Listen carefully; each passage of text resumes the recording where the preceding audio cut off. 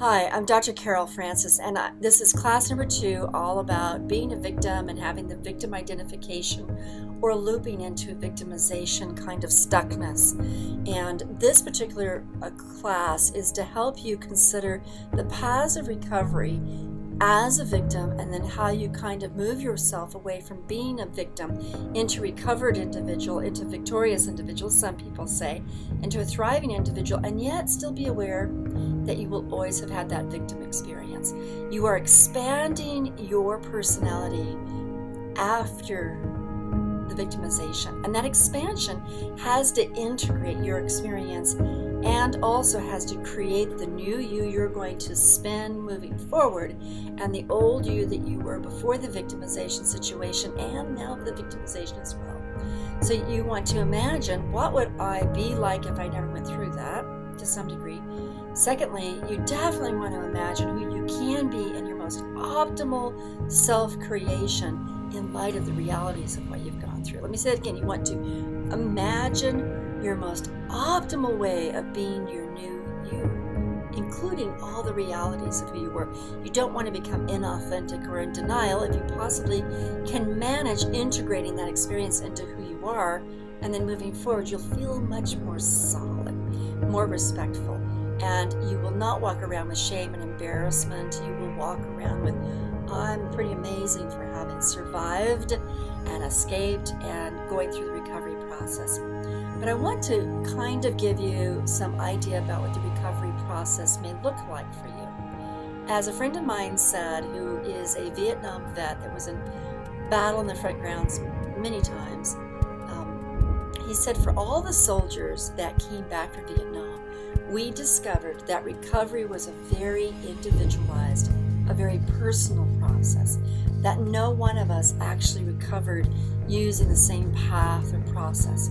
And I want to reiterate that, because I know I've said that story before, because that's why it's the paths of recovery and giving you all these tools, because you're going to be hiking your own trail, but hopefully we have you equipped to be able to be on your trail in a way that leads you toward recovery and then thriving ultimately. Now, that would mean that it would be really nice to know what some of the steps are along the path of recovery. But even in giving you the steps, it's not like I can give you a sequence where this happens first and then this goes on and this happens next.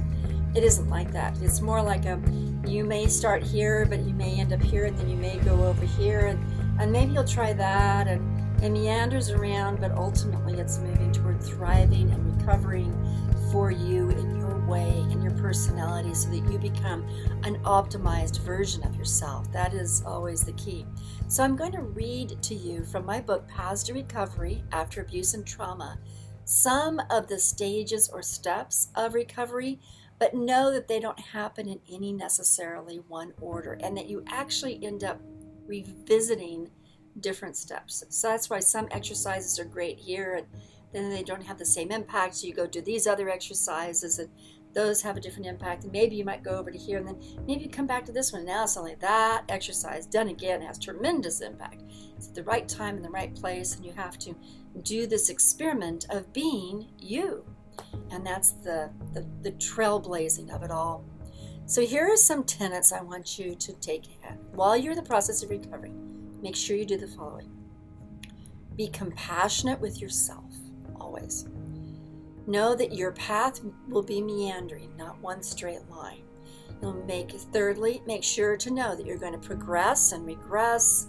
You're going to need to rest and pause, and then you're going to get stuck, and then you're going to move forward, move backward, you're going to get confused, you're going to become clearer, so forth and so on. Just kind of like doing this as you form yourself. The next tenet is that your recovery will overall move you forward, yet you'll be weaving in and out of all these different stages. Next, no evolution, an authentic evolution, is ever in a straight line. Change is never linear. And then finally, please be patient with your progress and respect what you can tolerate or what you can comprehend, but respect your process and your progress. Okay, so in light of those sorts of tenets or principles you want to kind of carry with you, say, this is the way I want to treat myself and the way I want to understand the process of recovery. recovery. These are some stages of recovery, but remember, they're not going to happen in any necessary sequence. 1. Being a survivor who is barely aware of being a survivor. Our very first course was about waking up, and that waking up can occur in any part of what's going on. 2, being a survivor who has now recognized how much of a victim you actually were. And now you kindly respect that you escaped, you survived, and you are now dealing with having to be a victim. So you might land into the recognition of it and then be able to respect how you got through that horrible situation. Or you might find yourself being dedicated to recovering from being a victim of abuse and trauma, and you feel the dedication and the determination, and you're going to do what it takes because you're going to cut through this and move to being your optimal self. You may also be able to identify with what it feels like and looks like to be recovered. So somewhere along this way, you begin to envision the you and experience the you and create the you that is recovered. Okay? Then you may also begin to experience actually feeling like you're recovering. Maybe you won't feel so much like a victim primarily as much as like a person who's actually recovering. So you'll have that sense of, I'm a recovering individual. And that'll be true as you thrive and then transform yourself.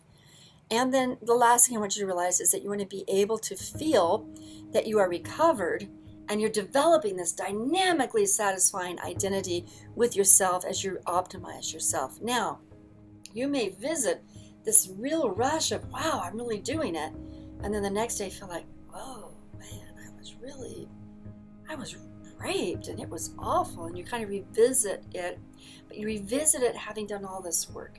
So now the revisiting it that feels so regressive is actually you kind of visiting it and moving yourself forward if you're not stuck in the victim loop. So you see, I want you to understand that the process is sometimes you go back to being identified with being the victim, but you're doing it from a different perspective as you're also making this progress. Okay?